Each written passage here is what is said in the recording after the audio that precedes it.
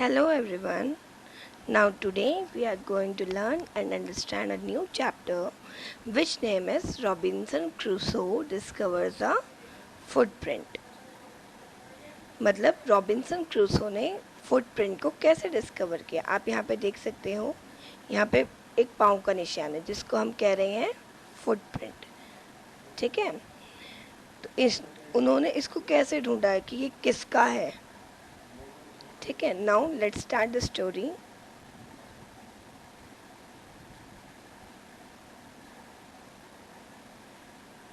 One day when I was going towards my boat, I was surprised to see the footprint of a man on a sand.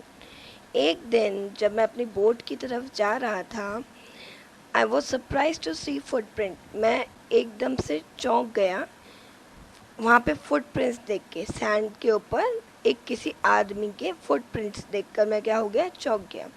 I stood amazed. I listened. I looked around me. I could neither hear nor see anything. मैं एकदम से अचंभित हो गया। अचंभित मतलब हैरान हो जाना। I listened, मैंने सुना, मैंने इधर उधर देखा, लेकिन मुझे वहाँ पर ना तो कोई दिखा ना कोई सुनाई दिया। I went up higher to look down.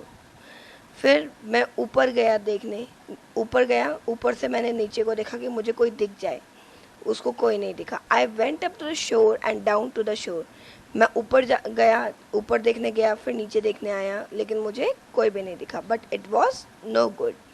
I could find no other footprint but that one. मुझे दूसरा पाँव का निशान भी नहीं दिखा, लेकिन मुझे केवल एक ही पाँव का निशान वहाँ पर दिखा। I went it to again to see if there were any more footprints and to tell if it had been my imagination. वो देखने गया कि यहाँ पे और भी फुटप्रिंट्स हैं या नहीं, या ये केवल मेरा इमेजिनेशन है, मतलब केवल मैं सोच रहा हूँ कि हाँ ये सब हो रहा है। But I was not mistaken, लेकिन मैं गलत नहीं था। For there was exactly a footprint of a foot. वहाँ पर एग्जैक्टली एक फुट का प्रिंट था। Toes, heel, every part of a foot. I could imagine how it came there. मैं इमेजिन करने लगा कि वो यहाँ पे कैसे आया होगा। I stayed long time thinking, but more and more confused. मैं बहुत ज़्यादा सोचता रहा, और जितना सोचता रहा मैं उतना ही क्या होता रहा, confused होता रहा।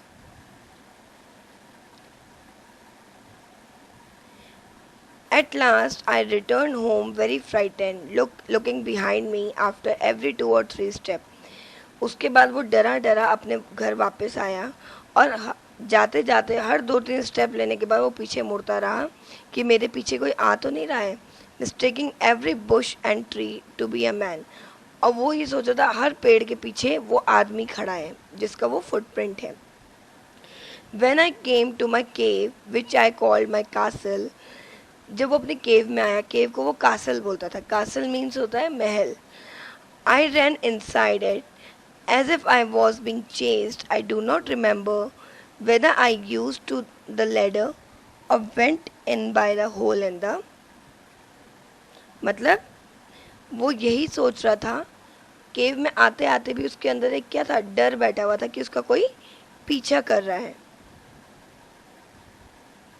Which I called a door. I ran for cover faster than any animal could run. मैं फटाफट से अपने केव की तरफ भागा कि जैसे एक एनिमल से भी तेज वो क्या हुआ, अपने केव के अंदर भाग गया, और उसने अपना डोर क्या कर दिया, बंद कर दिया। I did not sleep that night. मैं उस रात सोया नहीं। The more I thought about what I had seen, the more afraid I became.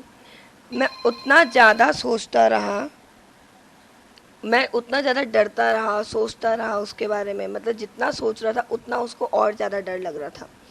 I thought it could be one of the savages of the mainland who had wandered out to the sea in the small boat.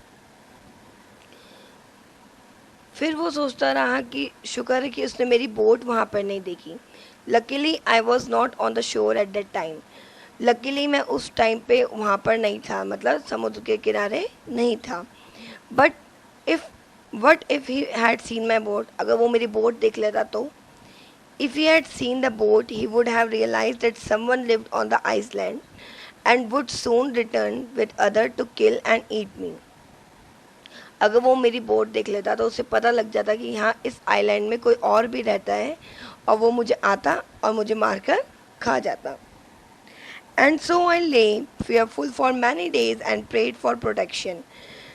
वो बहुत दिन डरा हुआ रहा और pray करता रहा अपनी बचाव के लिए। In doing so I was much comforted and began going out to investigate. थोड़े दिन बाद वो फिर इन्वेस्टिगेशन के लिए निकला, मतलब फिर ढूंढने के लिए निकला।